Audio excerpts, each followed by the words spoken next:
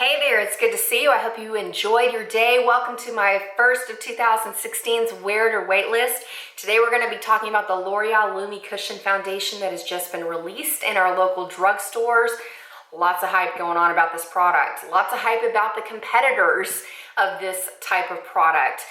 As far as the L'Oreal Lumi Cushion Foundation is concerned, I've been using it for the past couple of weeks. It's been about three and a half weeks now, so I want to give you the thoughts I have on wearing it day in and day out, what it might wear like for you. Overall, I like the finish of the foundation. It's a wear in terms of it gives a beautiful glowy finish to the skin. It's a medium. You can build it up to a full coverage. I didn't have to worry about blemishes showing. I'm interested to see how this will fare in the summer when it's 80 plus degrees. I live in Texas, and so well, heck, this weekend it's going to be back up in the 80s. So I'm interested to see how it's going to behave when I'm dealing with more intense humidity. But if I set this with a powder, I happen to use it with the Wet n Wild Fergie Take on the Day Mattifying Primer.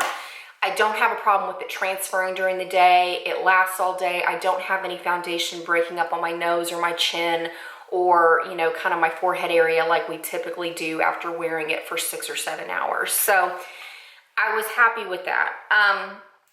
The one caveat I have that makes it a wait list overall is the price. You're paying $16 to $17 depending on which drugstore you go to for basically a little over half an ounce of foundation. That's really steep for a drugstore, and it makes me intrigued to see how people are going to feel about the high-end versions of this product, because I know that MAC has released one, IT Cosmetics has released one, and I'm sure there are going to be more because everybody's jumping on this kind of packaging train right now. If you have not seen a review on this, the premise of it is you're going to open up this compact and you're given a sponge puff that you're supposed to tap into the foundation and then press it into your skin to apply. This is great the first or second time that you use it, but after that it's not very sanitary. It's very difficult to keep this thing clean. So unless you're going to, I don't know, replace it with your own kind of puff sponge or one of those beauty wedge triangles, I went on and used my beauty blender that I could wash every single day. When you open up the actual compact, you're given a sponge that is saturated with the foundation. So here is the sponge.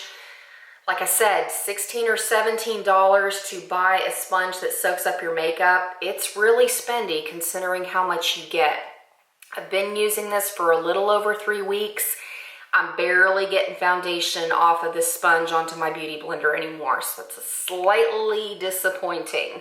I did turn it upside down, so you can get some more uses if you do that, and I also plan to go in and clear out the bottom of the compact here, but like I said, you know, a little over half an ounce.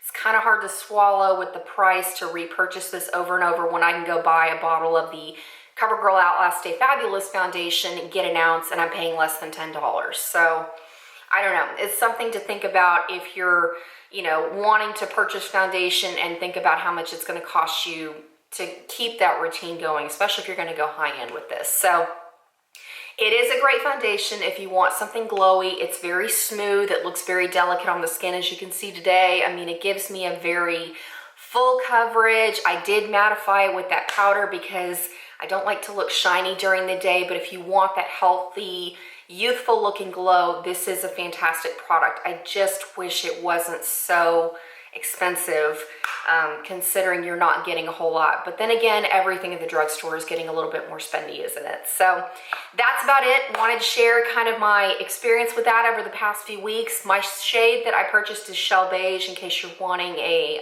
shade reference, or you can go a little bit lighter with the, I want to say it was Ivory, I think is the shade below this, because I'm kind of in the neutral, no, I'm in like the cooler tones of this. So wanted to give you that heads up if you're in the market for a new foundation. Thank you so much for taking the time to watch this. I hope that you enjoy your day, have fun with your makeup, and I look forward to talking with you very, very soon.